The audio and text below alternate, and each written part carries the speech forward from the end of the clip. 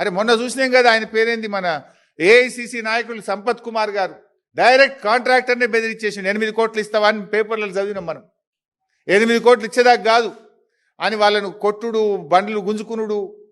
కాంట్రాక్టరే స్వయంగా police డిపార్ట్మెంట్కు complaint ఇచ్చిండు కదా.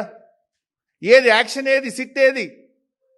మా జర్నలిస్టులను వేధించడానికి సిట్టు, ప్రతిపక్ష పార్టీ బీఆర్ఎస్ను వేధించడానికి సిట్ల మీద సిట్లు, కమిషన్ల మీద కమిషన్లు. మరి వీటి మీద సిట్లేవి, కమిషన్లేవి? నేను అడుగుతున్నా, కాకి బుక్ అందరికీ సమానమే అని నీతులు చెప్పే డీజీపీ శోధర్ రెడ్డి గారు, మీ కాకి బుక్ కాకెత్తుకపోయిందా? ఎక్కడ పోయింది? కాంట్రాక్టర్ డైరెక్ట్గా పోలీస్ స్టేషన్లో కంప్లైంట్ ఇస్తే ఇప్పటికి ఎందుకు అరెస్ట్లు అయితలేవు? ఏమైంది కాకి బుక్కు?